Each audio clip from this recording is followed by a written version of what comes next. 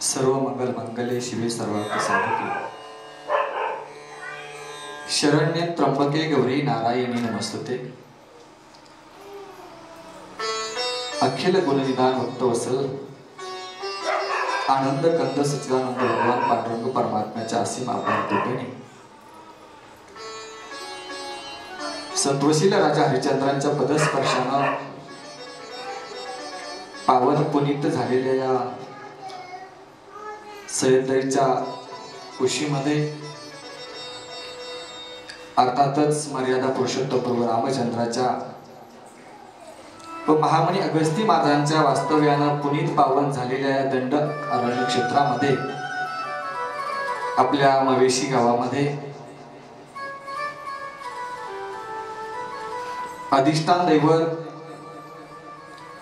धन्वंतरी महाराजांच्या पवित्र दरबारामध्ये भगवान दत्तात्रय सरस्वती मैया देवों के देव महादेव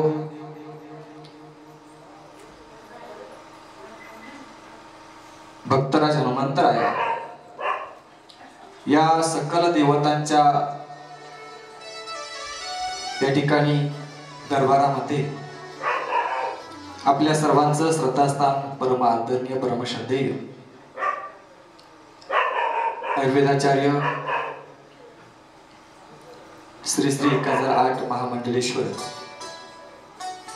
डॉक्टर बाळानंद सरस्वतीजी महाराज आपल्या सर्वांचे गुरु माऊलींच्या पवित्र उपस्थितीमध्ये आज या ठिकाणी श्रीमद भागवत महापुराण कथा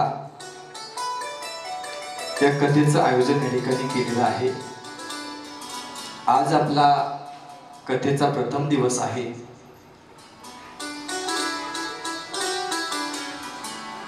जीवाला पावन करणारी परमात्म्याची कथा। मानवी जीवन म्हटलं की सुख दुःख येत असतात। सर्व सुख दुःखावरती मात करून खऱ्या अर्थानं हे मानवी जीवन आनंदमय व्हावं याच्याकरता खऱ्या अर्थानं हे संत वाङ्मय आपल्या समोर संत महात्म्यांनी ठेवलेलं आहे। जीवनातली व्यथा दुःख जाण्याकरता गोड अशी श्रीमद भागवत कथा या कथेचं आयोजन या ठिकाणी केलेलं आहे की देव दुर्लभ असणारी कथा आपल्या गुरु माऊलींच्या सुंदर नियोजनामधून या ठिकाणी आपल्याला श्रवण करण्याचं भाग्य प्राप्त झालेलं आहे।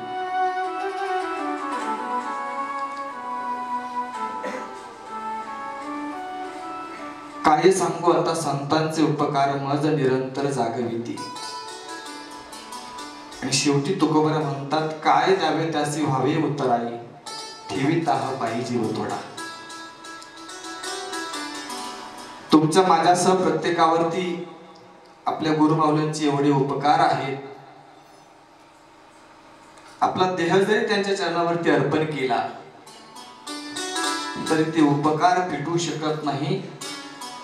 जेवढे उपकार आपल्या जन्मदात्या मायबापाने आपल्यावरती केले नसतील त्याही पेक्षा जास्त उपकार हे गुरु माऊलींचे आहे। केले उपकार सांगू काय बाप न करी ऐसी माय।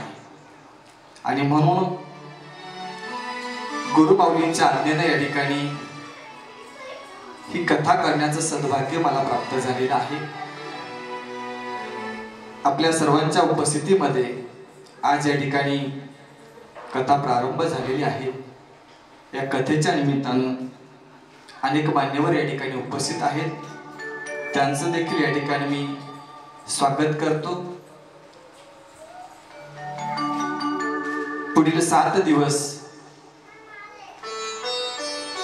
ज्यांच्या संगतीमध्ये खऱ्या अर्थानं आपल्याला हे भजनामृत सेवन करायचं आहे कथेला साथ करण्याकरता सर्व गुणीजन मंडळी उपस्थित आहेत।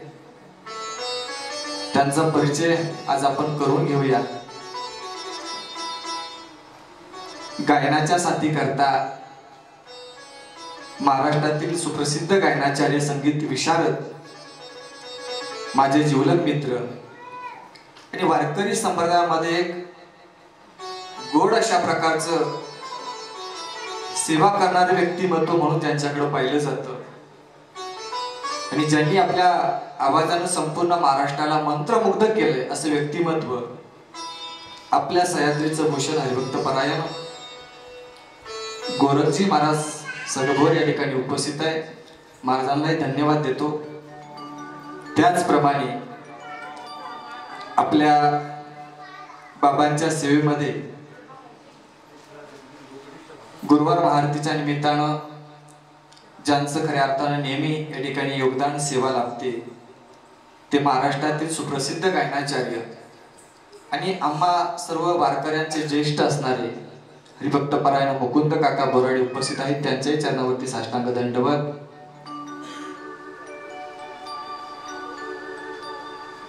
त्याचप्रमाणे तबला विशारद, मृदंग विशारद, महाराष्ट्रामध्ये जेवढे काही मोठे मोठे वक्ते या ठिकाणी आहेत, नावाजलेले सुप्रसिद्ध असे कीर्तनकार आहेत, वक्ते आहेत, कथाकार आहेत, अशा संत महात्म्यांना ज्यांनी मृदंगाची साथ दिली आणि आपल्या अकोले संगमनेर तालुक्याचं नाव महाराष्ट्राच्या कानाकोपऱ्यापर्यंत पोहोचवलं. आपल्या अकोले तालुक्याचं भूषण, सह्याद्रीचं भूषण, माझे जिवलग मित्र हरिभक्त परायण मृदंग सम्राट संकेतजी महाराज आरोटे या ठिकाणी उपस्थित आहे. त्यांच्याही चरणावरती या ठिकाणी धन्यवाद. त्याचप्रमाणे सिंत वादक म्हणून ज्यांची या ठिकाणी आपल्याला पुढील 7 दिवस खऱ्या अर्थानं साथ भेटत आहे, ते लांबचा प्रवास पूर्ण करून या ठिकाणी आज आपल्या सेवेमध्ये रुजू झालेले महाराष्ट्रातील अनेक मोठमोठे जे कथाकार आहेत त्यांना साथ करणारे आणि माझ्यावरती असणारे विशेष प्रेमातून या ठिकाणी लांबचा प्रवास करून महाराज उपस्थित आहेत. त्यांचं गाव भंडारा आहे, गोंदिया जिल्हा. भंडारा जिल्हा नागपूरच्या जवळ लांबचा प्रवास करून या ठिकाणी हरिभक्त परायण सिंत वादक कन्हैया महाराज बावणे दादा या ठिकाणी उपस्थित झाले. त्यांनाही धन्यवाद. या कार्यक्रमाच्या निमित्तानं सर्व मान्यवर उपस्थित आहेत. सामाजिक, राजकीय, शैक्षणिक, परमार्थिक क्षेत्रातील सर्व जुनी जाणती सगळी मंडळी उपस्थित आहेत. सर्व पुरुष वर्ग, माता भगिनी आणि ज्यांच्या खऱ्या अर्थानं कुशल अशा नियोजनातून ही कथा या ठिकाणी आज प्रारंभ होते. धन्वंतरी ग्रुप आणि सद्गुरू भक्त परिवार या परिवारातील सर्व सेवेकरी या सर्वांकरता या जोरदार टाळ्या वाजवा. हा खेळ हे एकल्याचा आणि म्हणून मेळ जमविला, एकाच्या कैवारे उगवी अनेकांचे करू. आणि म्हणून खर तर आम्हाला हे व्यासपीठ नाही का असंच भेटलं, पण हे व्यासपीठ उभं करत असताना अनेक असे काही चेहरे आहेत, ते चेहरे आपल्यापर्यंत येत नाही. त्या सर्व सेवेकऱ्यांना या ठिकाणी मी दंडवत करतो, साष्टांग दंडवत करतो. आज खऱ्या अर्थानं ही कथा प्रारंभ होते. जीवनातली व्यथा जर घालवायची असेल तर माणसानं भगवंताची कथा श्रवण केली पाहिजे. जीवन जगावं कसं आणि जीवनाचा शेवट अर्थात मरण मंगलमय कसं करावं, हे जीवनाचं जे सूत्र आहे ते संत महात्म्यांनी आपल्यापर्यंत पोहोचवलं आहे. जीवन जगावं कसं हे श्रीमद भगवत गीता शिकवते आणि मरावं कसं हे श्रीमद भागवत शिकवते.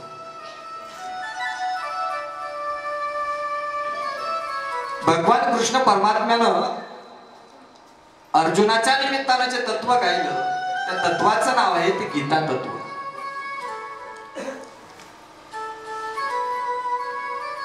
अर्जुन महाराज भगवंताचे निश्चित भक्त आहे, पण तरी सुद्धा मनामध्ये मोह निर्माण झाला. गलित गात्र अवस्था झालेली आहे, शस्त्र खाली ठेवलेलं आहे. अशा निर्बल झालेल्या अर्जुन महाराजांना पुन्हा जागृत करण्याकरता भगवान कृष्ण परमात्म्यानं कुरुक्षेत्रावरती जे तत्व गायलं, जो उपदेश केला, ते तत्व म्हणजे श्रीमद भगवत गीता. या गीतेमध्ये 700 श्लोक आहेत, 18 अध्याय.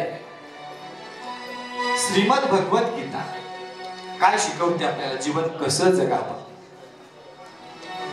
गलित गात्र झालेली अवस्था अर्जुनाची होती. मनामध्ये जो संभ्रम होता, तो संभ्रम दूर करण्याचं काम भगवान कृष्ण परमात्म्याने गीतेच्या माध्यमातून केलं.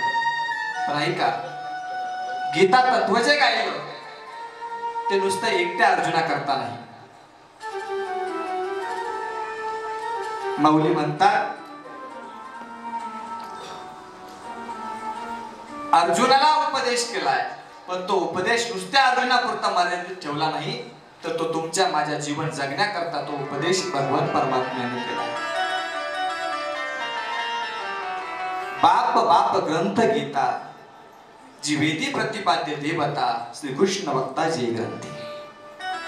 ज्या ग्रंथामध्ये भगवान श्रीकृष्ण परमात्म्यासारखा वक्ता असावा, अर्जुनासारखा चाणाक्ष असणारा, चतुर असणारा, विद्वान असणारा श्रोता असावा, ते तत्व जे गायलं ते गीता तत्व. आणि दुसरा ग्रंथ आहे श्रीमद भागवत. 18 पुराणापैकी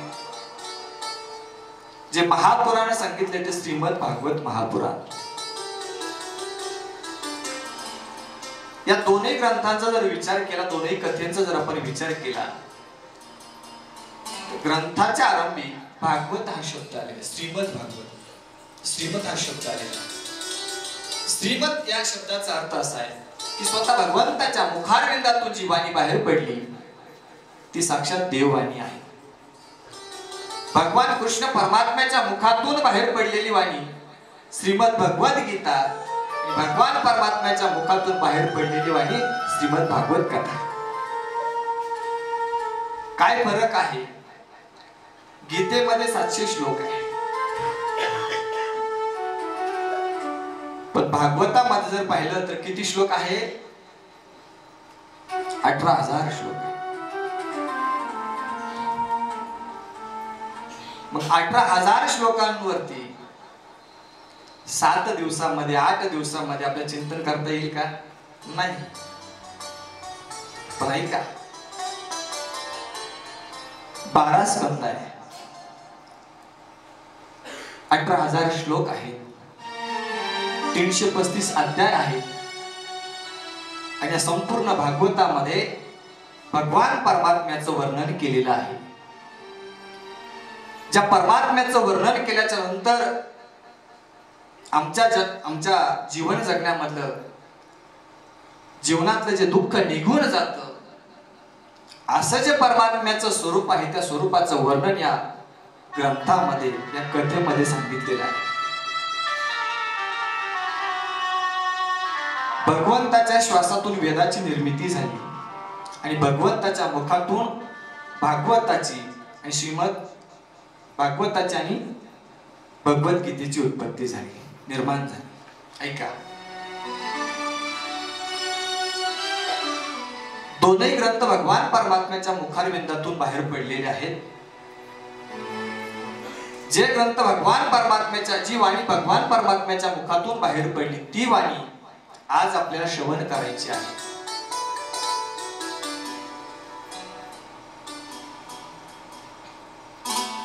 भागवत कथा भगवान परमात्म्यानं ब्रह्मदेवाला सांगितली. जी भागवत कथा भगवान परमात्म्यानं ब्रह्मदेवाला सांगितली, ती कथा आपल्याला श्रवण करायची आहे. जी कथा ब्रह्मदेवानं नारदाला सांगितली, ती कथा आपल्याला श्रवण करायची आहे. जी कथा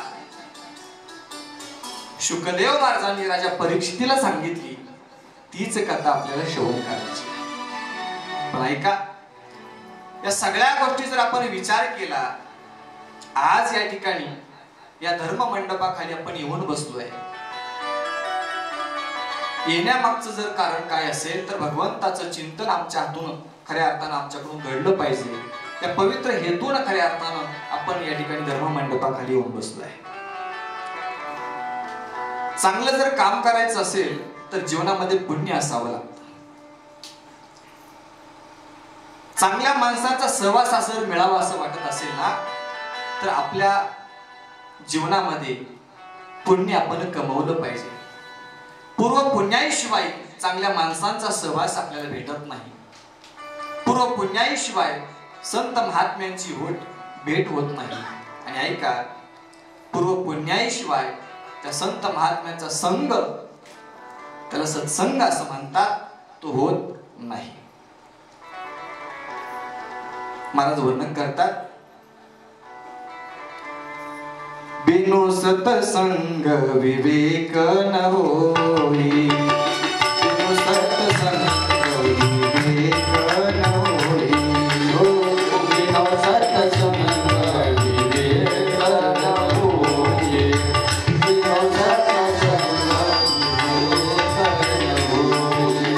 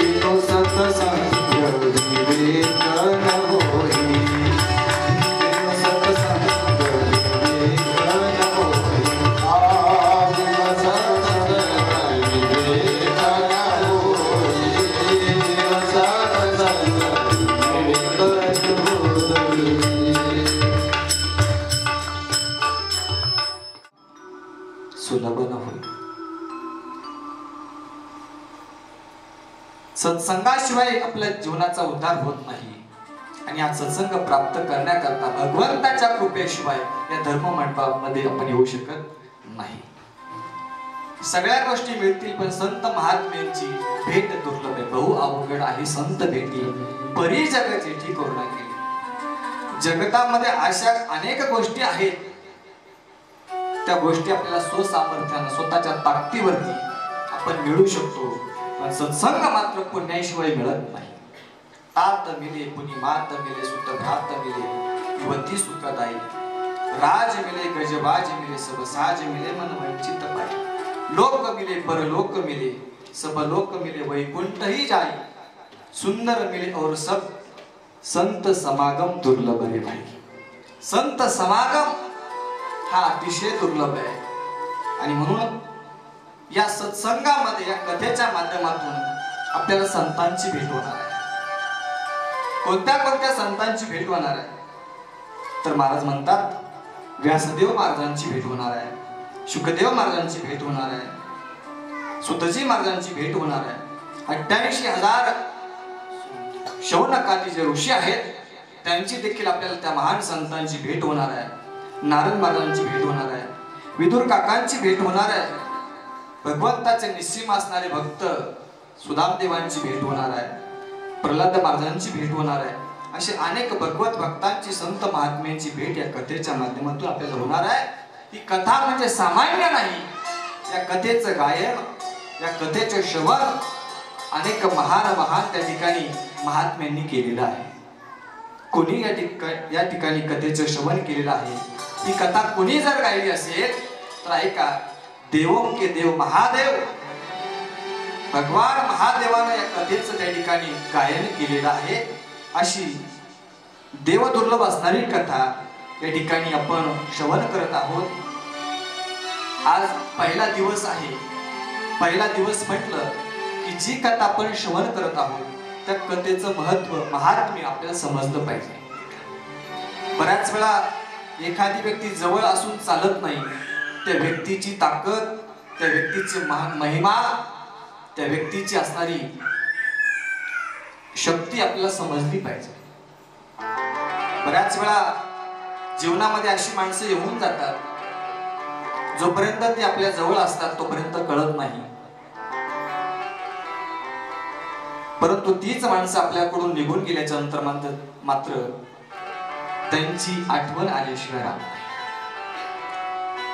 आज आपलं भाग्य आहे, बाबांसारखे, गुरु माऊलींसारखे संत त्यांच्या चरणाजवळ आपल्याला जागा भेटली, हे आपलं भाग्य आहे. म्हणून वस्तू नुसती जवळ असून चालत नाही, त्या वस्तूचा, त्या गोष्टीचा महिमा आपल्याला समजला पाहिजे. एका माणसाला हिरा सापडला. हिरा काय सापडला? हिरा. हिरा कुठे भेटतो? सोनार काकांच्या दुकानामध्ये. टपरीवरचा नाही बरं.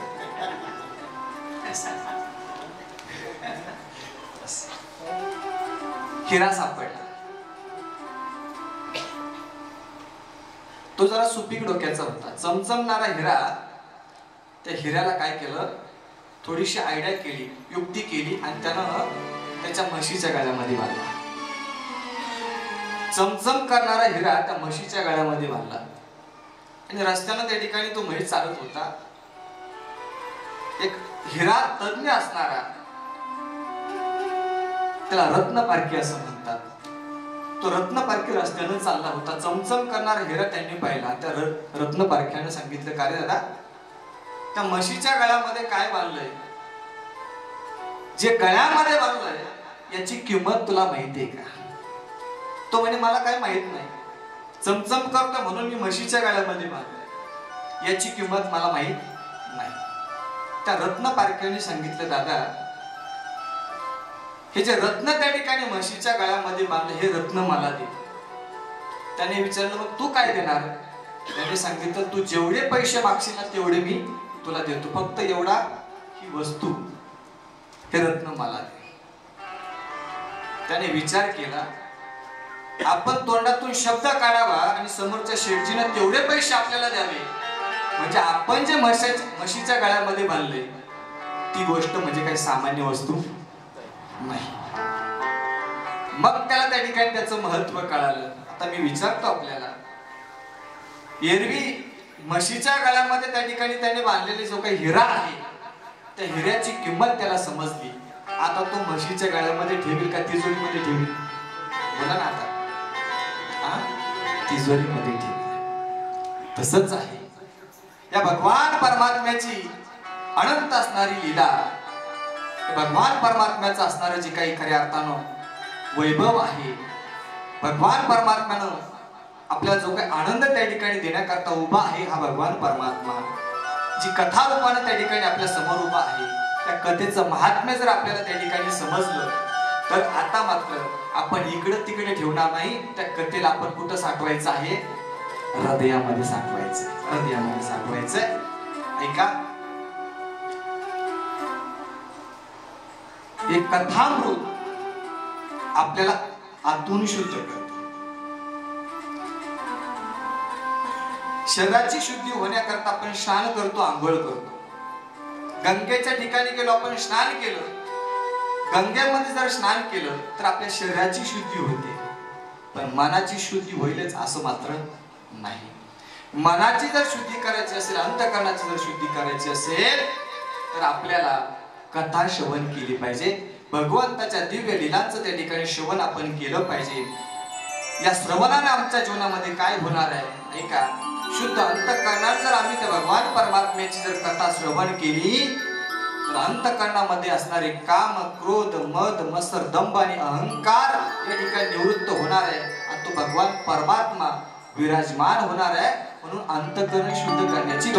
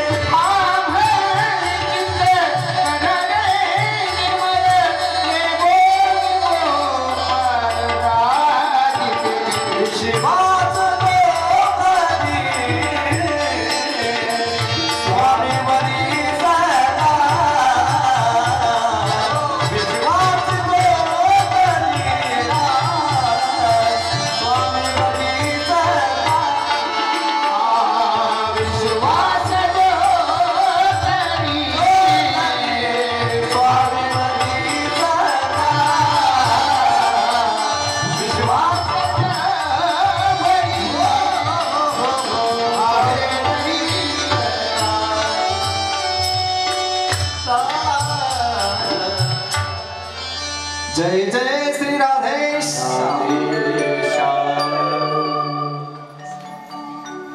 अधून मधून असा जय जयकार करत चला, नाही का? तुका म्हणे चित्त करारे निर्मळ येऊनी गोपाळ राहे तेथे. अंतकरण जर शुद्ध झालं तर भगवान परमात्मा विराजमान आहे, तो प्रगट होतो, नाही का? आहेच आपल्यामध्ये, तो प्रगट होतो.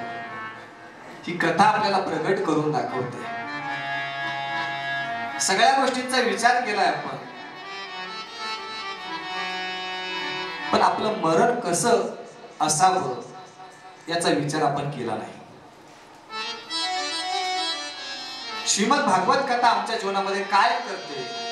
मरणाची भीती घालवते. तुम्ही गप्प झाले? कथा आमच्या जीवनामधली मरणाची भीती घालवते.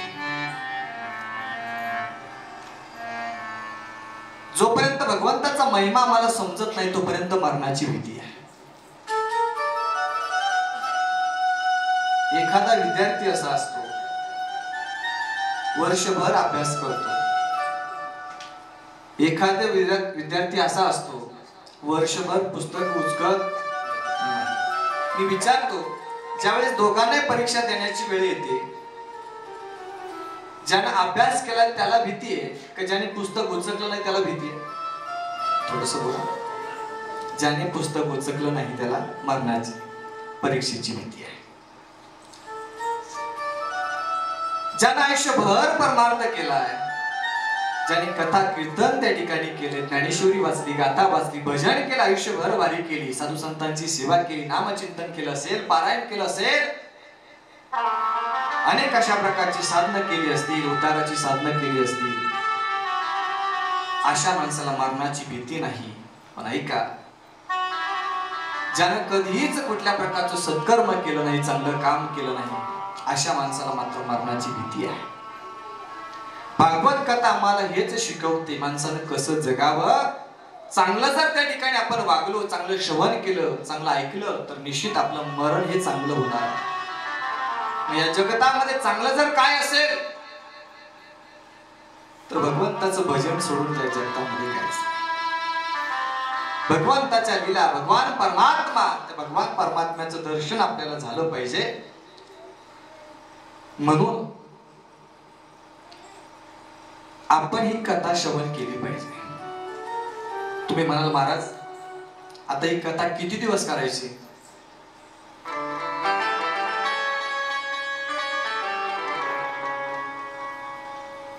याची काही मर्यादा सांगतो आपल्याला. पहिला प्रश्न आपल्याला विचारतो, आपण किती दिवसामध्ये मरणार आहे? 7 दिवसामध्ये. 7 दिवसामध्येच आपण मरणार आहोत ना, म्हणून कथा सुद्धा 7 दिवसामध्येच ऐकायची.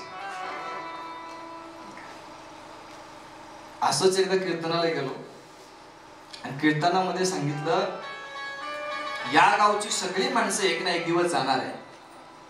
असं म्हटल्याच्या नंतर संपूर्ण मंडप रडायला लागला. सगळी माणसं रडायला लागली, सगळी धाय मोकलून रडायला लागली, गायक वादक सुद्धा. पण एक मनुष्य मात्र त्या ठिकाणी, आजीबाई होती नथवली जुनी, खांबाला टेकून बसली होती.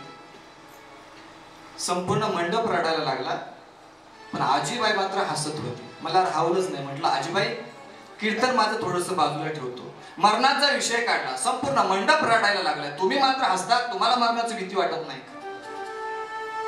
ती म्हटली, महाराज तुम्ही काय सांगितलंय? 7 दिवसामध्ये या गावातली सगळी माणसं मरणार. अहो, मी या गावची नाहीच, परगावची जरी असली तर 7 दिवसामध्ये मरणार आहे. सप्ताह 7 दिवसाचा आहे. आपण प्रपंचावरती, संसारावरती प्रेम करतोय. अशी काही माणसं मी पाहिली,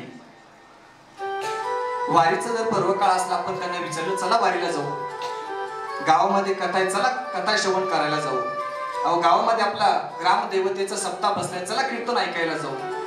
अशी माणसं मी पाहिली. ती म्हणतात, महाराज तुम्ही भाग्यवान आहे, देव तुमच्याकडून करून घेतो, आम्हाला मारायला सुद्धा वेळ अशी सुद्धा माणसं आहे. किती नेटानं प्रपंच करा, पश्चातापाशिवाय दुसरं फळ नाही. थोडासा परमार्थ करा, परमात्मा आपल्या जवळ केल्याशिवाय राहणार नाही. जब तक हे जिंदगी फुरसत ना मिले काम से, जोपर्यंत जीवन आहे ना आपल्याला वेळच भेटणार नाही परमार्थ करण्याकरता.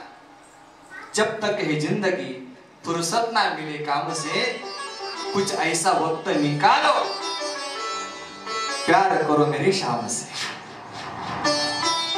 म्हणून संसाराला माझं न म्हणता आपण देवाला माझं म्हटलं पाहिजे. गोपिका तेच म्हणतात, गोविंद मेरो हे गोपाल मेरो हे, गोविंद मेरो हे गोपाल मेरो हे, गोविंद मेरो हे गोपाल मेरो हे, गोविंद मेरो हे गोपाल मेरो हे.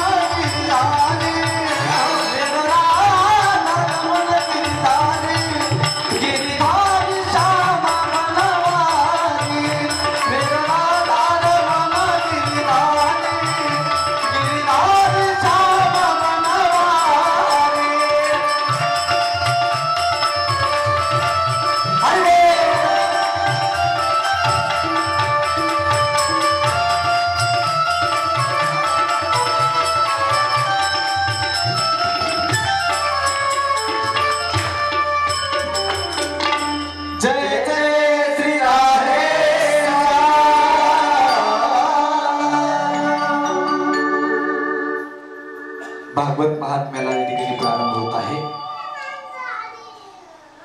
भागवत महात्म्य सांगत असताना भागवताचा महिमा पद्मपुराणामध्ये सांगितलेला आहे. व्यासजी महाराज प्रथम परमात्म्याला या ठिकाणी वंदना करतात. महात्म्यामधला पहिला श्लोक आहे, सच्चिदानंद रूपाय विश्वोत्पत्त्यादि हेतवे तापत्रय विनाशाय श्री कृष्णाय वयं नमः. परमात्म्याचं स्वरूप कसं आहे, परमात्मा काय काम करतो, परमात्म्याचा स्वभाव काय, परमात्म्याला वंदन करताना व्यासजी महाराज म्हणतात, सच्चिदानंद रूपाय विश्वोत्पत्त्यादि हेतवे. परमात्म्याचं स्वरूप कसं आहे, परमात्म्याचं स्वरूप हे सच्चित आनंद घन आहे. सच्चिदानंद रूपाय, सच्चित आनंद. सत म्हणजे सत्य, चित म्हणजे प्रकाश, चैतन्य, आणि आनंद म्हणजे सुख, समाधान, आनंद. हे परमात्म्याचं स्वरूप आहे. परमात्मा कालही होता, वर्तमान आहे विराजमान, आणि भविष्य काळ त्याच्या हातामध्ये. आज आपण आहोत, आता आहोत, भविष्य काळ मात्र आपल्या हातामध्ये नाही. म्हणून त्रिकालबाधी जे सत्य आहे त्याला सत असं म्हणायचं. सत्य तू, सत्य तू, सत्य तू विठ्ठला. आनंद अद्वय नित्य निरामय जे का निज ध्येय योग्यांचे. असा परमात्मा चैतन्य स्वरूप आहे, आनंद स्वरूप आहे, सच्चिदानंद आहे. काय काम करतो, विश्वोत्पत्त्यादि हेतवे. या जगताचं खऱ्या अर्थानं लालन पालन करतो, जगताला त्या ठिकाणी निर्माण करतो. विश्वोत्पत्त्यादि हेतवे, विश्वाची निर्मिती करतो. जयापासून सकळ महिमंडळ हे झाले, तो एक पंढरीचा राणा. परमात्म्याने हे विश्व निर्माण केलं. पहिले कोठेची नव्हते, काही चंद्र सूर्य तारा नाही, अवघे शून्याची होते पाही. कानोबा तेरे तेरे ते तेथे के ढालगज निर्माण झाले. उत्पत्ती करणं, पालन करणं, संहार करणं हे ज्यांच्या हातामध्ये आहे तो परमात्मा आहे. विश्वोत्पत्त्यादि हेतवे. स्वभाव कसा आहे, तापत्रय विनाशाय. त्रिताप सांगितलेला आहे तो वाङ्मयामध्ये. ते 3 प्रकारचे ताप नाश करतो, त्या 3 ताप घालवतो. मग कोणते कोणते आहेत, संत महात्मे म्हणतात, आध्यात्मिक ताप आहे, अधिभौतिक ताप आहे, आणि आदिदैविक ताप आहे. आध्यात्मिक ताप कशाला म्हणायचं, शारीरिक व्याधी जी आहे त्याला आध्यात्मिक ताप असं म्हणायचं. आदिभौतिक ताप कशाला म्हणायचं, तर दुसऱ्यापासून होणारा जो काही त्रास आहे, दुःख आहे, त्याला आदिभौतिक ताप असं म्हणायचं. आणि आदिदैविक ताप जर कशाला म्हणायचं असेल तर भूकंप असेल, अतिवृष्टी असेल, रोगराई असेल, मागे जो कोरोना आला होता त्याला कोणता ताप म्हणायचा, आदिदैविक ताप म्हणायचा. हा त्रिविध प्रकारचा जो ताप आहे, त्रिविध प्रकारचा ताप घालवण्याचं सामर्थ्य ज्यांच्यामध्ये आहे ना, तो परमात्मा आहे. तापत्रय विनाशाय. त्या परमात्म्याला व्यासजी महाराज त्या ठिकाणी वंदन करतात. श्री कृष्णाय वयं नमः. श्री कृष्णाय वयं नमः. आपण सर्वजण त्या परमात्म्याला, श्री म्हणजे काय तर राधा राणीचा या ठिकाणी उल्लेख केलेला आहे. राधा राणीसह त्या परमात्म्याला आपण नमन करूया, वंदन करूया. श्री कृष्णाय वयं नमः. असा भगवान परमात्मा, त्याचं स्वरूप आहे सच्चिदानंद रूपाय विश्वोत्पत्त्यादि हेतवे तापत्रय विनाशाय श्री कृष्णाय वयं नमः. परमात्म्याला वंदन केल्याच्या नंतर व्यासजी महाराज पुढे या ठिकाणी वर्णन केलेलं आहे. ते सुतजी महाराजांना, शुकजी महाराजांना या ठिकाणी वंदन केलेलं आहे. यम प्रव्रजन्तमनुपेतमपेत कृत्यम द्वैपायनो विरह कातर आजुहाव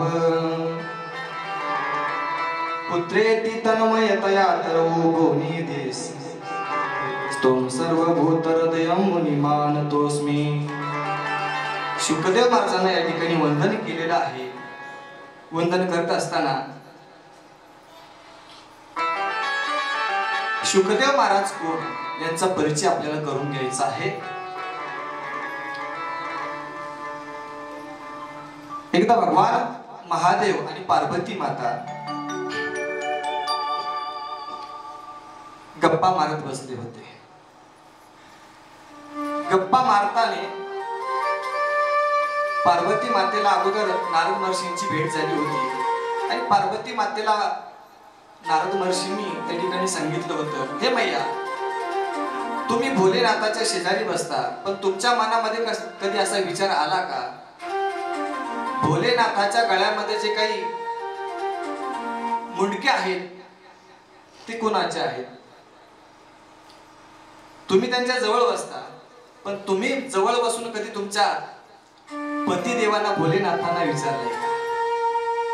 पार्वती मातेच्या सहज लक्षामध्ये आलं की खरंच नेहमी बरोबरच आहे, पण अजूनपर्यंत हा प्रश्न मात्र मालकाला विचारला. नारद महर्षी म्हणतात, कधीतरी विचारून बघा. पार्वती मातेने भगवान महादेवाला प्रश्न केला, प्रभू, तुमच्या गळ्यामध्ये ज्या मुंडक्यांच्या माळा आहेत ना, ते मुंडके कुणाचे? भगवान शंकर म्हटले, पार्वती तुला नंतर सांगेल. एखादी गोष्ट जर विचारली आणि ती जर सांगितली नाही तर त्याबद्दल उत्सुकता जास्त वाढते महिलांमध्ये, बरोबर का नाही? नंतर सांगेल असं म्हटल्याच्या नंतर पार्वती मातेला असं वाटलं, नक्कीच काहीतरी गडबड नाही, रहस्य आहे.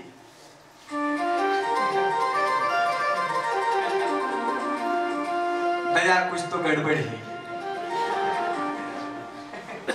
भगवान शंकर म्हणतात, पार्वती तुला नंतर सांगेल तुला नंतर. नाही प्रभू, मला आता सांगा. हट्ट केला पार्वती मातेने.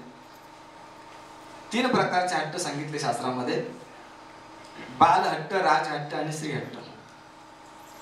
बालहट्ट कशाला म्हणायचं? एखाद्या बाळाने जर हट्ट केला, बाबा मला हे पाहिजेच, तर पिता या नात्यानं, वडील या नात्यानं त्या बालकाचा हट्ट पुरवावा लागतो. त्याला म्हणतात बालहट्ट. रात्रीचे 12 वाजले होते, लेकरू लहान होतं. ते लेकरू झोपतून जागे झालं, बाबा मला घोडा पाहिजे. बाप उच्च शिक्षित होते, कलेक्टर होते. त्यांनी सांगितलं, बाळा, अरे रात्र झाली, रात्रीचे 12 वाजले, आता तुला घोडा कुठून आणून देऊ? ते म्हटलं, घोडा जरी नसेल तरी चालेल, तुम्ही खाली वाका, तुम्ही घोडे व्हा, मी तुमच्यावरती बसतो, पाठीवरती बसतो. बापाच्या इच्छे खातर, मुलाच्या इच्छे खातर बाप काय झाला? घोडा झाला. बालहट्ट. राजहट्ट, राजानं हट्ट केला की पुरवावा लागतो. आणि श्रीहट्ट. श्रीहट्ट भगवान शंकराला सुद्धा पूर्ण करावा लागला, मर्यादा पुरुषोत्तम प्रभू रामचंद्राला सुद्धा पूर्ण करावा लागला.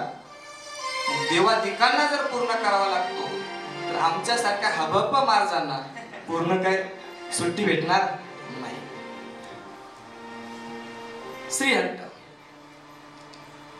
भगवान शंकर म्हणतात, पार्वती, तू माझी अनेक युग साधना केली, अनेक जन्म घेतले आणि अनेक जन्म त्या ठिकाणी तू घेऊन माझी साधना केली.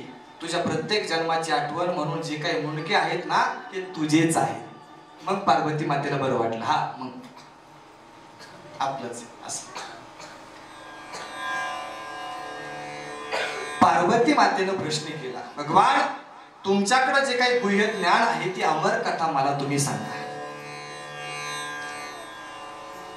भगवान शंकर त्या ठिकाणी बसलेले आहेत, पार्वती माता समोर बसलेली आहे आणि भगवान शंकरानं ते रहस्य गुह्य सांगायला सुरुवात केली. ती अमर कथा सांगायला सुरुवात केली. जी अमर कथा आमचं जीवन अमर करणार आहे, आमचं जीवन दिव्य करणार आहे, अशी कथा भगवान महादेवानं पार्वती मातेला सांगायला सुरुवात केली. आणि सांगत असताना पार्वती माता ऐकत होती, भगवान शंकर सांगत होते. कथा सुरू झाली आणि कथा सुरू झाल्याच्या नंतर कथा ऐकता ऐकता पार्वती मातेला काय झाली? झोप आली. गोळी खाऊन झोप येत नाही कधी कधी, पण कथा कीर्तनामध्ये जर गेली ना माणसं, झोप आल्याशिवाय राहत नाही. गोळीपेक्षा पॉवरफुल आहे आमचं औषध.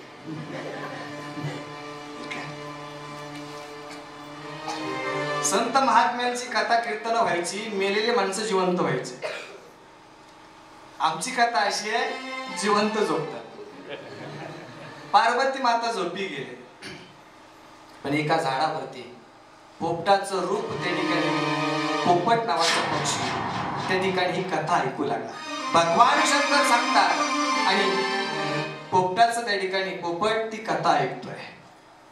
कथा सांगून झाली आणि कथा सांगून झाल्याच्या नंतर भगवान शंकर समाधीतून जागे झालेले आहेत. डोळे उघडून बघतात तर पार्वती माता झोपी गेलेली. पार्वती माता जर झोपी गेली तर कथा कोण ऐकत होतं? कोण त्या ठिकाणी मला आवाज देत होतं? कोण त्या ठिकाणी मला हुंकार देत होतं? जवळ पाहिलं तर झाडावरती पक्षी बसलेला होता, पोपट. चोरून कथा ऐकतो म्हणून भगवान शंकराला राग आला. त्रिशूळ घेतला आणि त्रिशूळ त्या ठिकाणी त्या पोपटाच्या मागे सोडला. पोपट पुढे त्रिशूळ मागे, पोपट पुढे त्रिशूळ मागे, असं करता करता त्या ठिकाणी व्यास महाराजांची पत्नी होती अरणी नावाची.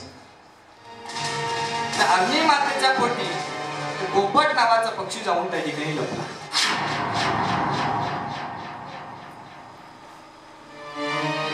अरणी मातेचा गर्भ त्या ठिकाणी वाढतोय. 9 महिने 9 दिवस पूर्ण झाले, पण तरी सुद्धा बाळ काही जन्माला यायला सुरुवात त्या ठिकाणी मागत नाही. व्यास महाराज त्या ठिकाणी आवाज देतात, अरे बाळा बाहेर ये. गर्भ आतून आवाज देतोय, बाबा मला बाहेर येण्याची इच्छाच नाही. मध्यस्थी करून भगवान परमात्म्याला त्या ठिकाणी गर्भामध्ये प्रवेश करावा लागला. भगवान परमात्म्याचं गर्भामध्ये दर्शन झालं.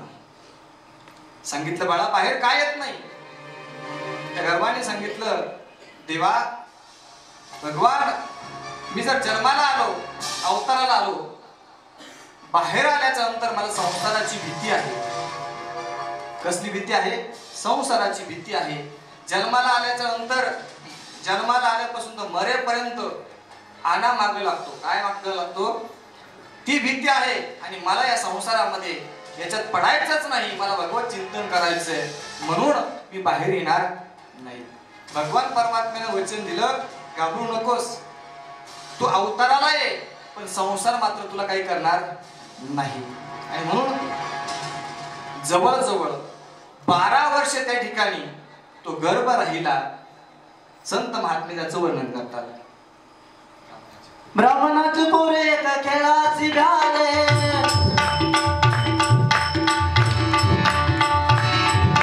ब्राह्मणाचे पोरे खेळाची गाणे, 12 वर्षाला पाले रे, 12 वर्षाला पाले, कापत कापत बाहेर आले, कापत कापत बाहेर आले, नागवाचे पळून गेले रे, नागवाचे पळून गेले. ब्राह्मणाचे पोरे खेळाची गाणे,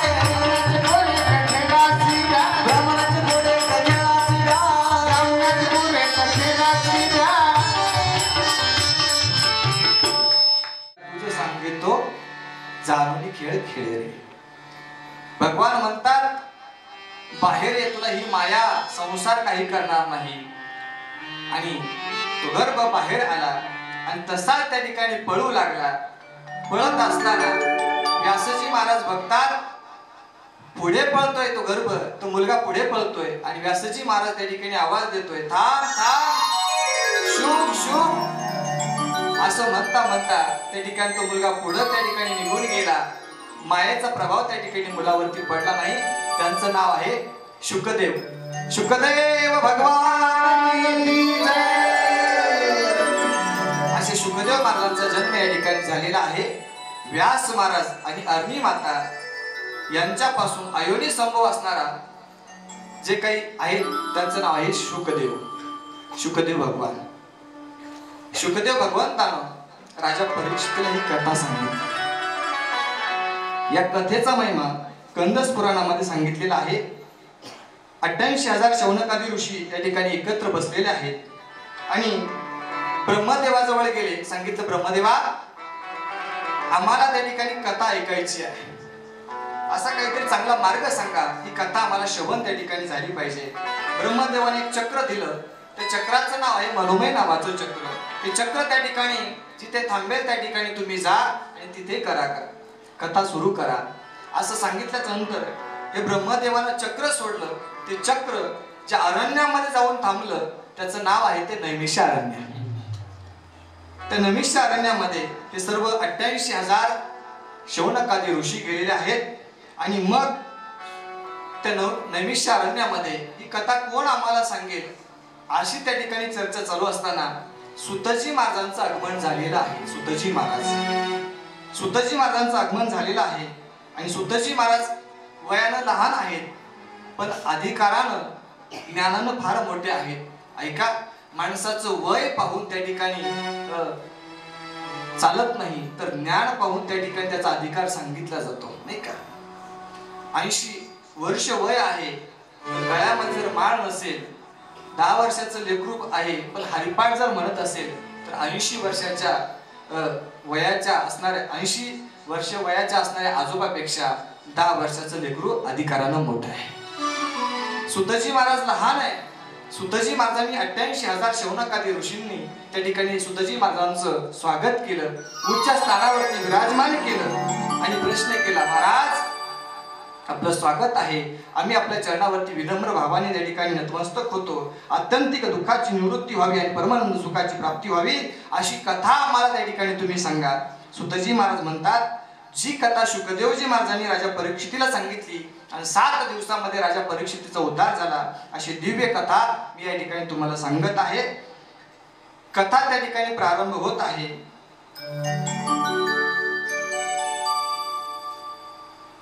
त्या कथेचा महिमा सांगत असताना ही कथा मी तुम्हाला सांगणार आहे ती सामान्य स्वरूपाची कथा नाही. ही कथा ज्यावेळेस राजा परीक्षितीला शाप भेटला आणि शुकदेवजी महाराज सांगू लागले, संवाद लक्षात घ्या. 88,000 शौनकादी ऋषी खाली बसलेले आहेत आणि सुतजी महाराज उच्च सिंहासनावरती बसलेले आहेत. आणि 88,000 शौनकादी ऋषी आणि सुतजी महाराज यांच्या मधला तो काय आहे, संवाद आहे.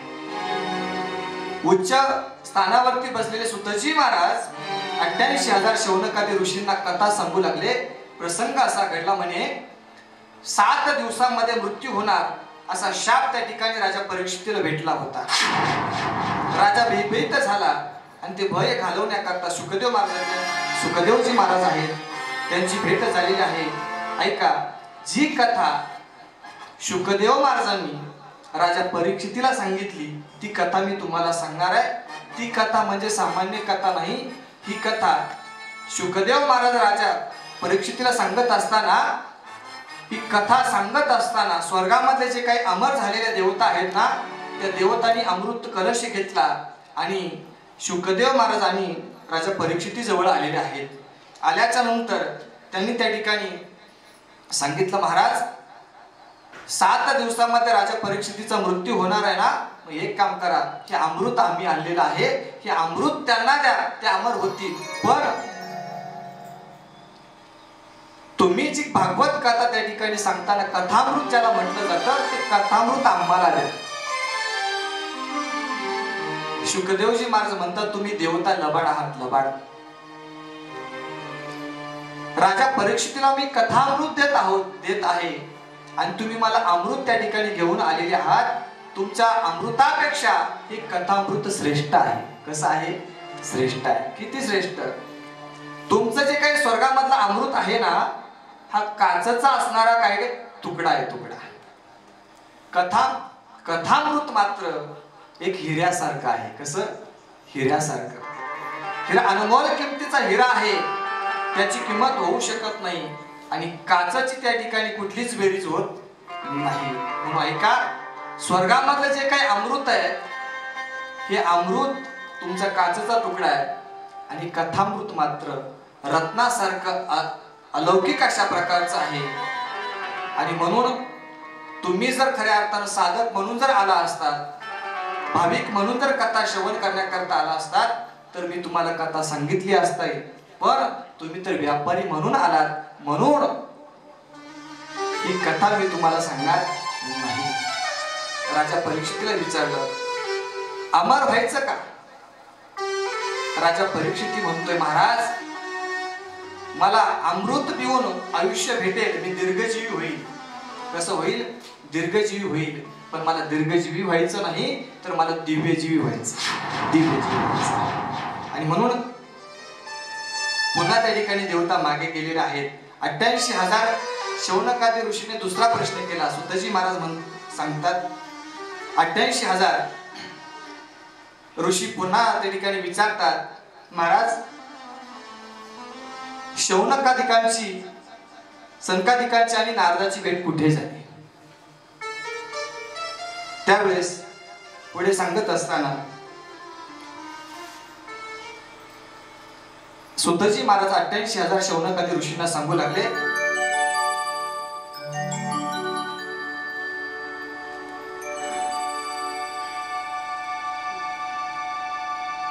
एकदा नारद महर्षी बद्री केदारनाथला गेले. बद्रीनाथला गेले. त्या ठिकाणी सनकादिक संत होते. ब्रह्मदेवाचे मानसपुत्र सनत, सनातन, सनंदन, सनत कुमार हे ब्रह्मदेवाचे 4 मानसपुत्र आहेत. हे भगवत भक्त आहे. वयाला लहान आहेत, पण फार मोठे विद्वान आहेत. यांची भेट कुठे झाली? नारद महर्षी त्या ठिकाणी फिरत होते आणि बद्रीनाथ या ठिकाणी सनकादिकांची आणि नारदाची भेट झाली. संवाद लक्षात घ्या. कथेचा महिमा किती श्रेष्ठ आहे हे सांगण्याकरता हे सगळे प्रसंग सांगितलेले आहेत. थोडीशी गुंतागुंत वाटेल आपल्याला, पण संवाद जर आपण लक्षात घेतला तर आपल्या पटकन लक्षात येईल. 88,000 शौनकादी ऋषी सुतजी महाराजांना प्रश्न करतात, ही जी दिव्य कथा आहे ही कोणी कोणी गायली? ही नारदाने सुद्धा ऐकलेली आहेत. आणि नारद महर्षींनी ही कथा ऐकली. पण नारद महर्षी फिरत फिरत एकदा त्या ठिकाणी बद्रीनाथ या ठिकाणी गेलेले आहेत. सनकादिक संतांनी त्यांचं स्वागत केलं आणि स्वागत केल्याच्या नंतर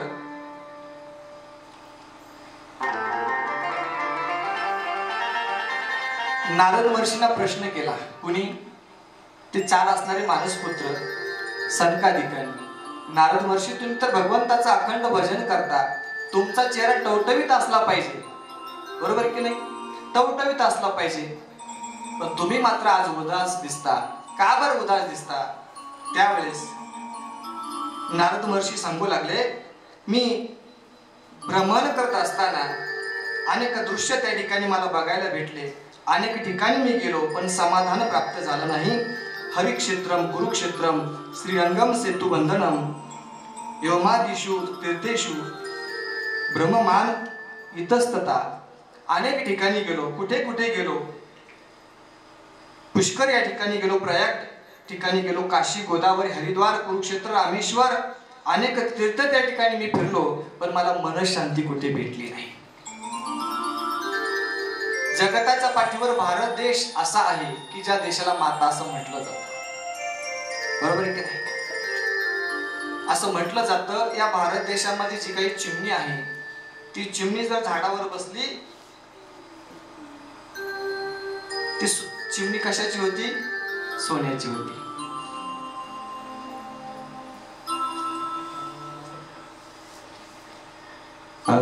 जहाँ डाल डाल पर सोने की चिड़िया करती है बसेरा, वो भारत देश मेरा, वो भारत देश मेरा, वो भारत देश मेरा, वो भारत देश मेरा, देश मेरा, वो भारत देश मेरा। जहाँ डाल डाल पर सोने की चिड़िया करती है बसेरा,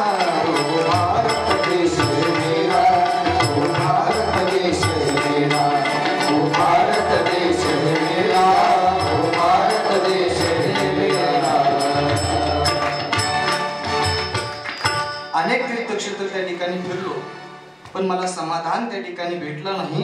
जिथे जाईल तिथे काय बघायला भेटलं? सत्यम नास्ति तपम शौचम, तपशौच दया दानव न विद्यते, उदरण भरणीनो जीवा वराका कुट भाषिणा. काय काय पाहायला भेटलं? तर नारद महर्षी सांगू लागले, त्या ठिकाणी कलियुगाच्या प्रभावामुळे मला सत्य त्या ठिकाणी खोटी बोलणारी लोक त्या ठिकाणी पाहायला भेटली. तप करणारी माणसं राहिली नाही, पावित्र्याने जगणारी माणसं राहिली नाही, दयेनं वागणारी माणसं त्या ठिकाणी राहिली नाही, दान राहिलं नाही.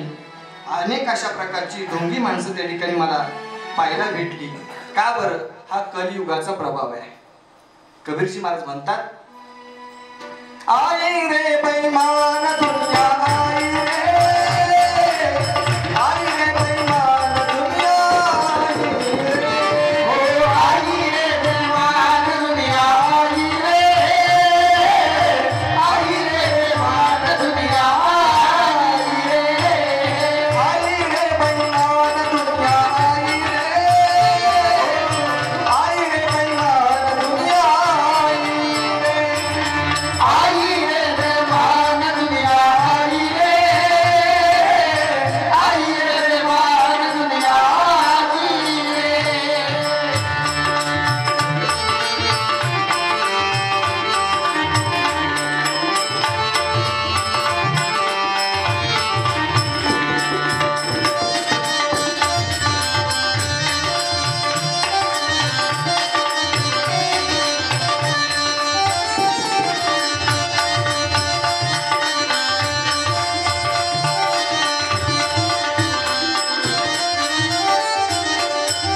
साधु संत को कोई नहीं माने, साधु संत को कोई नहीं माने, साधु संत को कोई नहीं माने, साधु संत को कोई नहीं माने.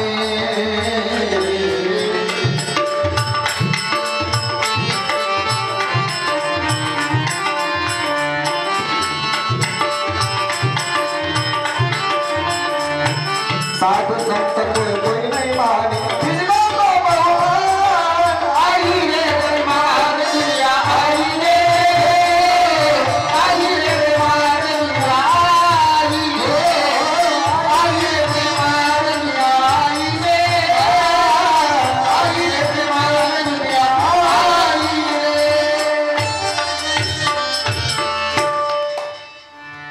कलीच्या प्रभावामुळे अशी परिस्थिती झालेली आहे. नारद महर्षी म्हणतात, चांगली माणसं त्या ठिकाणी मला तप करणारी, सत्य वागणारी, पावित्र्याने जगणारी, दया करणारी माणसं त्या ठिकाणी भेटत नाही. उलट वाईट बोलणारी माणसं, आळशी माणसं, भाग्यवीन, पाखंडी आणि भांडण करणारी त्या ठिकाणी माणसं मी पाहिली.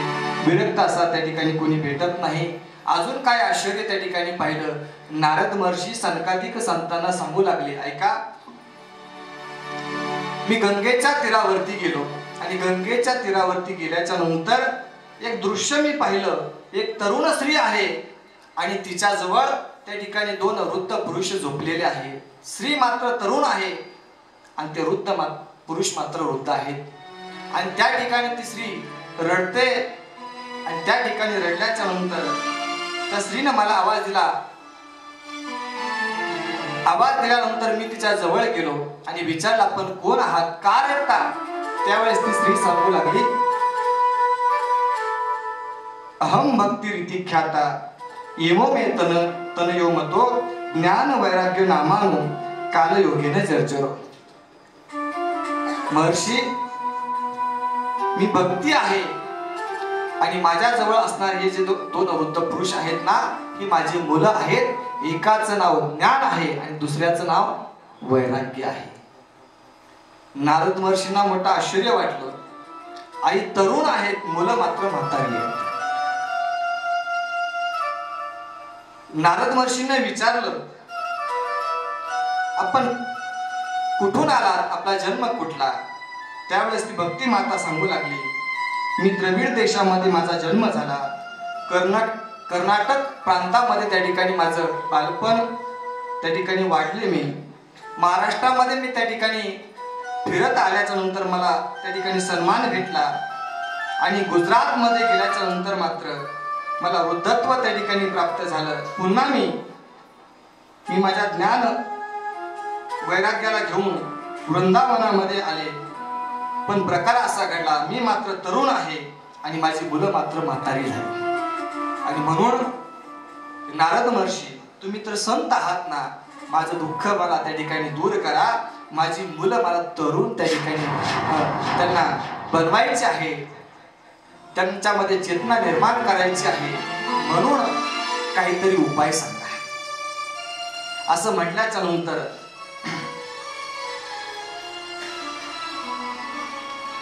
भागवत महात्म्याचा दुसरा अध्याय त्या ठिकाणी प्रारंभ होतो. भक्ती ही माता आहे,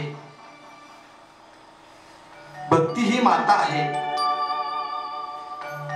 भक्ती माता म्हणते मी मात्र तरुण आहे आणि माझी मुलं मात्र म्हातारी आहे. का बरं असं घडलं असेल तर नारद महर्षी म्हणतात केवळ हा कलीचा प्रभाव आहे. ऐका कलीचे मैमान असत्यास विरजले जन, पापा देती अनुमोदन करती हेळन संतांचे. कलियुगाचा हा प्रभाव आहे. म्हणून भक्ती माता तुमची मुलं ही वृद्ध झालेली आहेत, लोकांकडे ज्ञान त्या ठिकाणी राहिलेलं नाही, वैराग्य राहिलेलं नाही, म्हणून ही मुलं म्हातारी झालेली आहे. कलीचा प्रभाव आहे.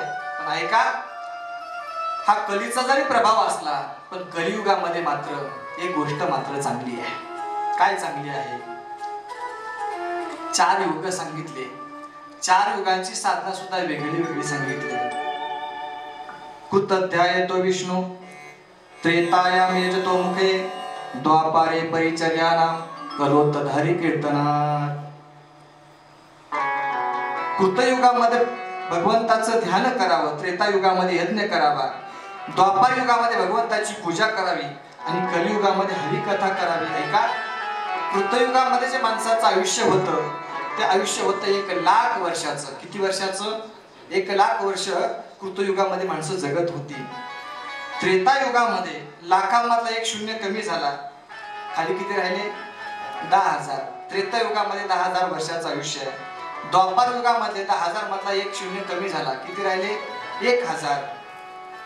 आणि पुढे आलं ते कलियुग. कलियुगामधले 1,000 मधला 1 शून्य कमी झाला, किती राहिले? 100. अल्प आयुष्य मानव देह, शत गणिले ते अर्थ काय, मध्ये बालत्व पीडा रोग क्षय काय, भजनासी उरले ते पाहिगा. हा कलीचा प्रभाव आहे. पण या कलीमध्ये मात्र एक साधन सांगितलंय, ते भगवंताचं कीर्तन. त्या भगवंताच्या कीर्तन जर आपण केलं तर साक्षात भगवान परमात्मा भेटेल. म्हणून कलियुगामध्ये सर्वात सोपी जर साधना काय असेल तर कीर्तन. कलियुगामध्ये करावे कीर्तन, कलियुगामध्ये करावे कीर्तन, कलियुगामध्ये करावे कीर्तन,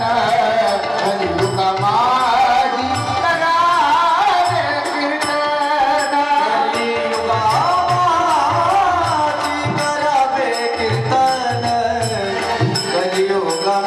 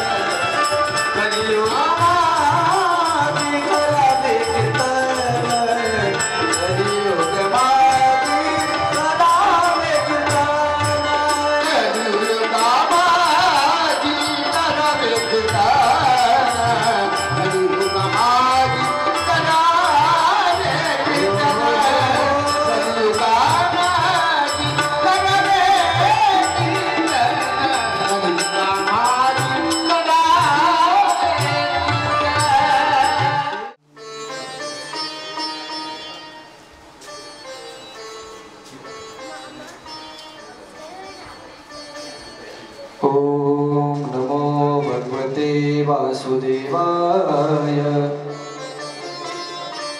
ओम नमो भगवते वासुदेवाय. ओम नमो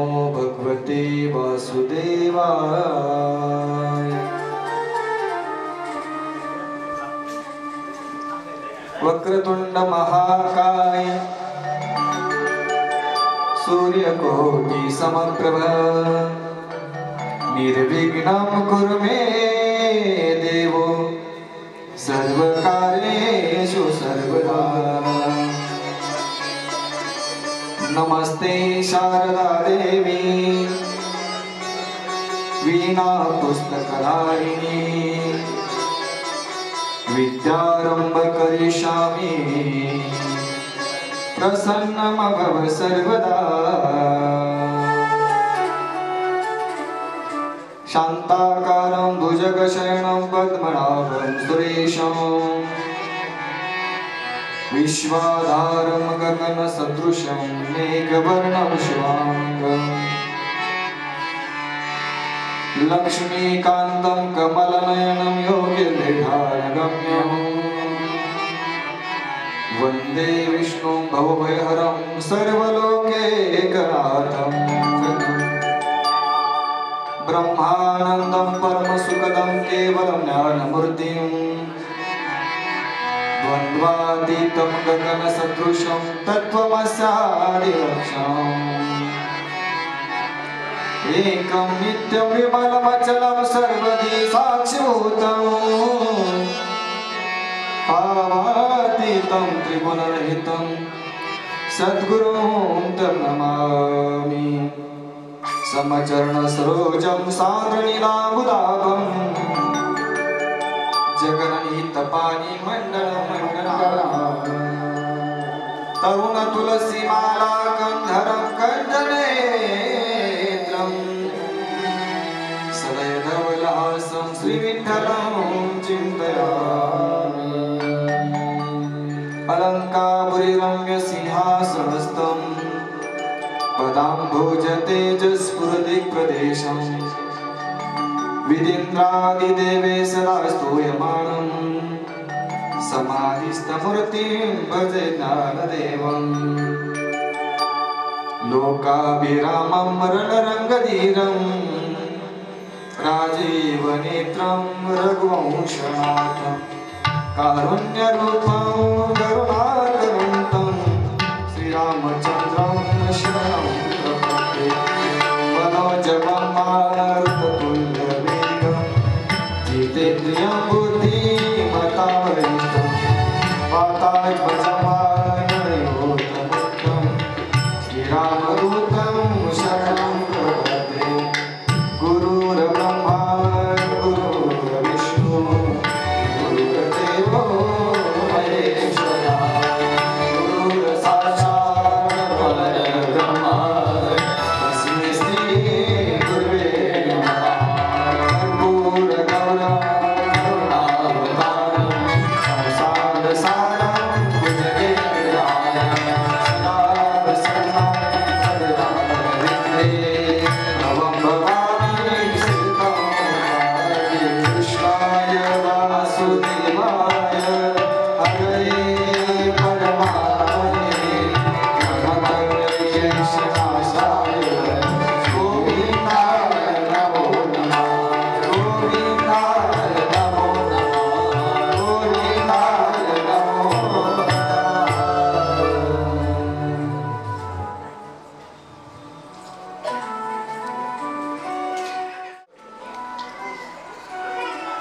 ॐ सच्चिदानन्दरूपाय विश्वोत्पत्त्यादिहेतवे तापत्रयविनाशाय श्रीकृष्णाय वयं नमः। वंशी विभूषितकरानवनीरदाभा पीताम्बरादरुणबिम्बाफलादरोष्टा पूर्णेन्दु सुन्दरमुखादरविन्दनेत्रा कृष्णात् परं किमपि तत्त्वमहं न जाने। लाली मेरे लाल की जित देखो तित लाल, लारी देखन मैं गई, मैं भी हो गई लाल। जय जय श्री राधा रमण, जय जय नवल किशोर, जय जय गोपी चित्त चोर प्रभु, जय जय माधव चोर। राधा मेरी स्वामिनी, मैं राधे का दास, जन्म जन्म मोहि मिलो श्री वृंदावन वास।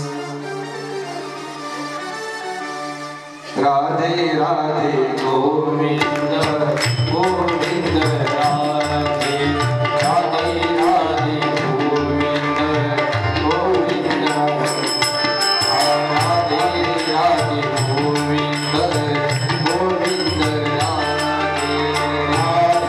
राधे गोपाल राधे, गोविंद राधे हरे गोपाल राधे, गोविंद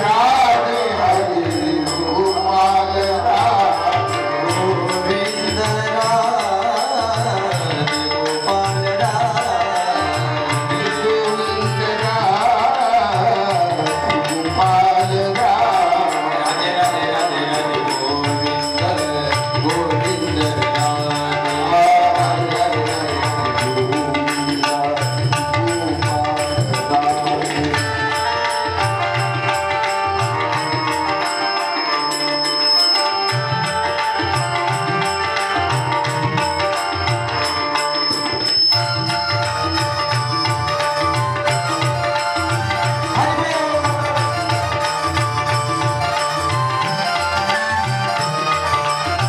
गोविंद राधे गोपाल राधे, गोविंद राधे गोपाल राधे, गोविंद राधे गोपाल राधे, गोविंद राधे गोपाल राधे। हरि राधे राधे राधे राधे गोविंद गोविंद राधे, राधे राधे गोविंद गोविंद, राधे राधे राधे राधे गोविंद गोपाल राधे, राधे राधे गोविंद गोपाल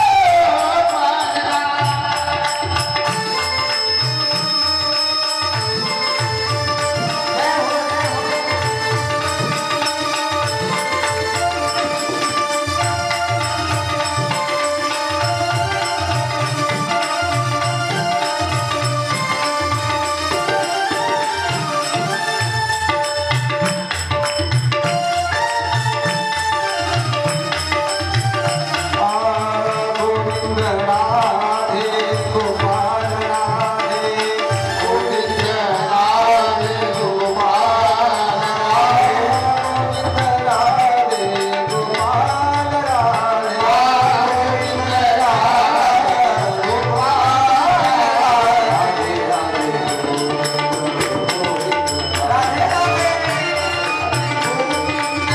गोपाल राधे, राधे राधे राधे गोविंद गोपाल राधे, राधे राधे गोविंद गोपाल राधे।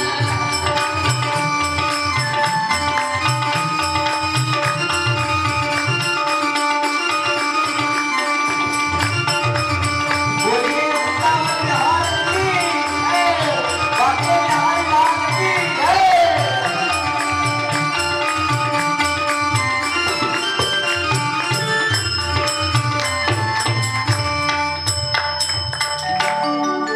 श्रीमद् भागवत महापुराण की जय, जय श्री बांके बिहारी लाल की जय, जय जय श्री राधा रानी सरकार की जय, जय जय श्री राधे श्याम।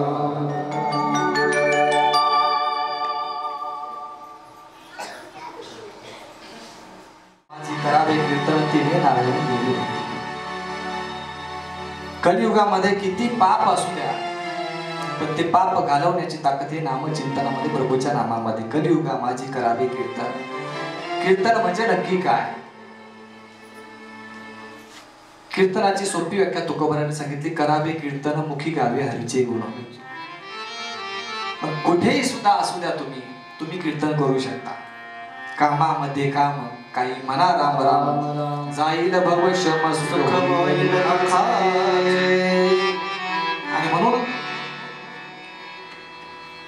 भक्ती माता म्हणते, महाराज नारद महर्षी काहीतरी करा, जेणेकरून माझं ज्ञान आणि वैराग्य हे जे काही मुलं आहेत ना, हे जागे झाले पाहिजे, हे चैतन्य त्या ठिकाणी प्राप्त झालं पाहिजे. नारद महर्षींनी वेदांताचा पाठ सुरू केला. 4 प्रकारचे वेद आहे. वेदांताचा पाठ सुरू केला. तात्पुरत्या स्वरूपामध्ये त्या ठिकाणी ज्ञान वैराग्य उठून बसायचे आणि पुन्हा मूर्छित व्हायचे. गीतेचा पाठ केला नारद महर्षींनी. तात्पुरत्या स्वरूपामध्ये पुन्हा ज्ञान वैराग्य उठून बसायचे, पुन्हा मूर्छित अवस्था प्राप्त व्हायची. क्षणभर डोळे उघडायचे, पुन्हा त्या ठिकाणी बंद करायचे. काही केल्या त्या ठिकाणी ज्ञान आणि वैराग्य जागे होत नाही. काय करावं, काय करावं? भक्ती माता म्हणते, नारद महर्षी काही करा, परंतु ज्ञान वैराग्याला जागृत करा. आणि म्हणून जागृत करायचं कसं, असं करण्याकरता तेवढ्यामध्ये आकाशवाणी झाली. आकाशवाणीने सांगितलं, नारद महर्षींनी आकाशवाणीने सांगितलं, नारद महर्षी तुम्ही सत्कर्म करा. काय करा? सत्कर्म. सत्कर्म करा. सत्कर्म कशाला म्हणायचं? एखाद्याला मदत करणं हे सत्कर्म आहे. दान करणं हे सत्कर्म आहे. एखाद्याला पंगत त्या ठिकाणी, क्षेत्राच्या ठिकाणी पंगत देणं, अन्नदान करणं हे काय आहे? सत्कर्म आहे. पण नक्की सत्कर्म म्हणजे काय, हे कुणाला विचारायचं? नारद महर्षी फिरू लागले, सत्कर्म म्हणजे काय? अनेक जे काही महान असे महात्मे होते त्यांना प्रश्न विचारला, महाराज सत्कर्म म्हणजे काय? आकाशवाणीने आम्हाला सांगितलंय, ज्ञान वैराग्याला जर जागृत करायचं असेल तर तुम्ही सत्कर्म करा. म्हणून सत्कर्म म्हणजे नक्की काय? महात्मे विचार करतात, नारद महर्षी भगवंताचे अतिशय लाडके भक्त आहे, मग ते स्वतः संत आहेत आणि ते आम्हाला सत्कर्म विचारतात. सत्कर्म जर त्यांनाच कळत नाही तर आपण काय सांगावं? ते महात्मे म्हणायचे, नारद महर्षी आमचं मौन आहे. काय आहे? मौन आहे. म्हणून असे अनेक ठिकाणी नारद महर्षी फिरतात, पण सत्कर्म म्हणजे नक्की काय हे त्यांच्याही सुद्धा लक्षामध्ये येत नाही. फिरत असताना बद्रिकाश्रमामध्ये त्या ठिकाणी आलेला आहे आणि तिथे सनकादिकांची भेट झालेली आहे. सनकादिक संतांना नारद महर्षीने प्रश्न विचारला. सनकादिक संतांना नारद महर्षीने प्रश्न विचारला, सत्कर्म म्हणजे नक्की काय? सनकादिक संतांनी सांगितलं, सत्कर्म अतिशय सोपं आहे. सत्कर्म म्हणजे नक्की काय? की भगवान परमात्म्याची जी काही कथा आहे तिचं श्रवण आपण केलं पाहिजे, तिचं गायन आपण केलं पाहिजे, हे सत्कर्म आहे. अतिशय सोपा उपाय आहे. तुम्ही जे करता ते सत्कर्मच आहे. भगवंताची कथा करणं हे काय आहे? सत्कर्म आहे. आणि म्हणून हे सत्कर्म जर केलं तर निश्चित ज्ञान वैराग्य जागृत होईल. त्या ठिकाणी नारद महर्षी सनकादिकांशी संवाद करतात.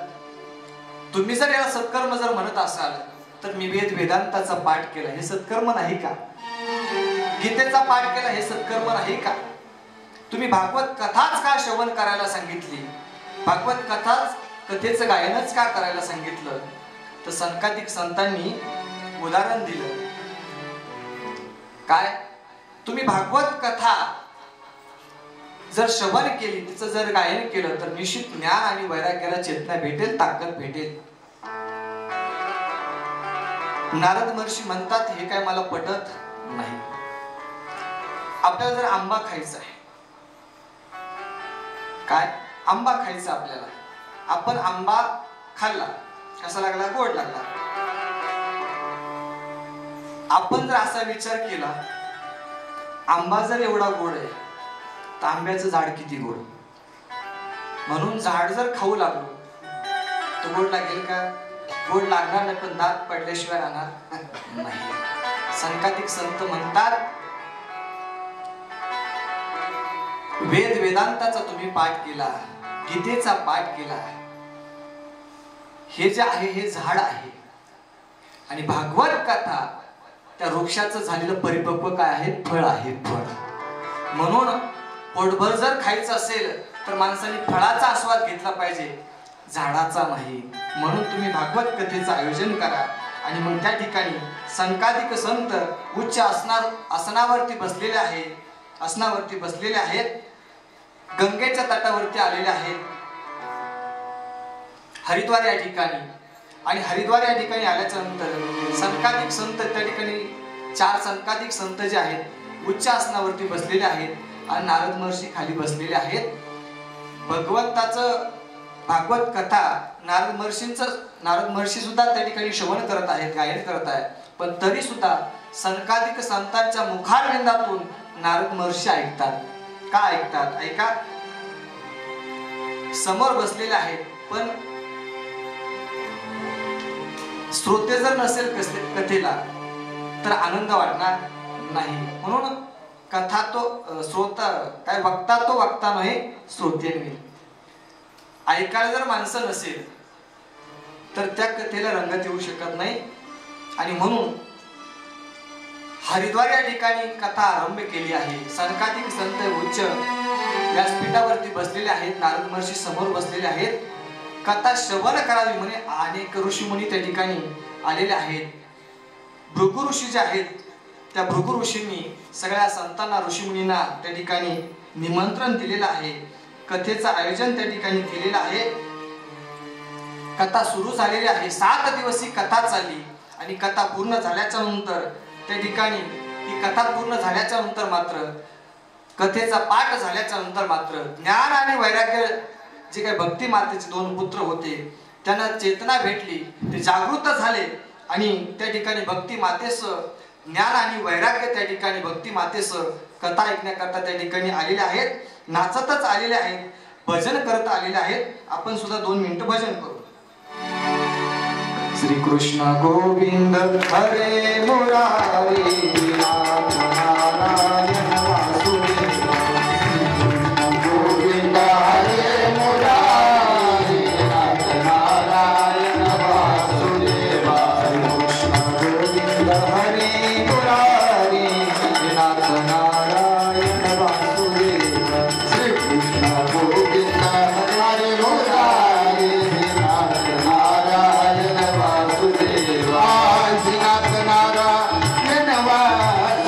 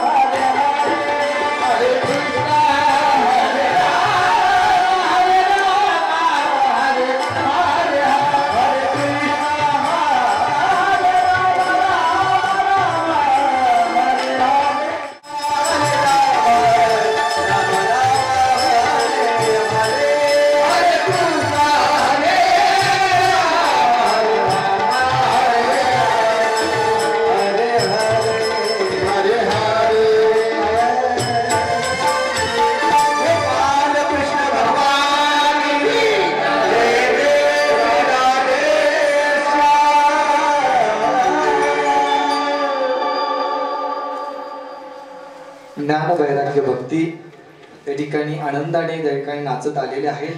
भगवंताचं स्मरण करतात, भजन करतात. भक्ती मातेनं नारद महर्षींचे त्या ठिकाणी आभार मानलेले आहेत की तुमच्यामुळे खऱ्या अर्थानं ज्ञान वैराग्य माझ्या मुलांना हे नवचैतन्य प्राप्त झालेलं आहे. आणि म्हणून भक्ती माता प्रश्न करते, नारद महर्षी आता मी कुठे राहिलं पाहिजे. नारद महर्षी म्हणतात, भक्ती माता तुम्ही खऱ्या अर्थानं जो भगवत भक्त आहे त्याच्या अंतःकरणामध्ये राहिलं पाहिजे. भक्ती ज्याच्या अंतःकरणामध्ये त्या ठिकाणी वास करते त्याचं चित्त नेहमी समाधान असतं. सदा नाम घोष करू हरी कथा तेने सदा चित्त समाधान. आणि म्हणून अशी असणारी ही भागवत कथा दिव्य स्वरूपाची कथा आहे.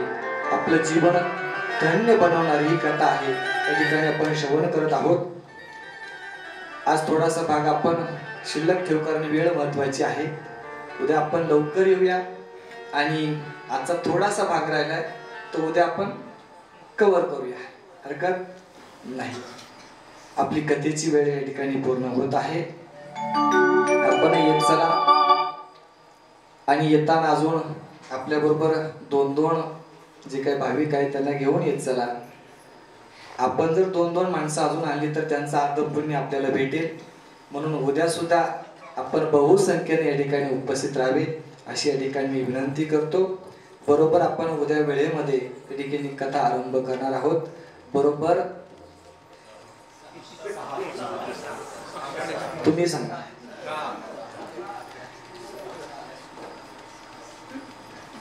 6 वाजता चालेल ना? 6 वाजता आपली कथा प्रारंभ होईल.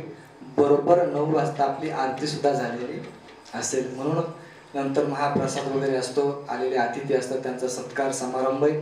अनेक कार्यक्रम आपल्याला खऱ्या अर्थानं या ठिकाणी वेळेत बसवायचे असतात. आणि म्हणून आपण सर्व आलात, आपल्या चरणावरती नतमस्तक होतो.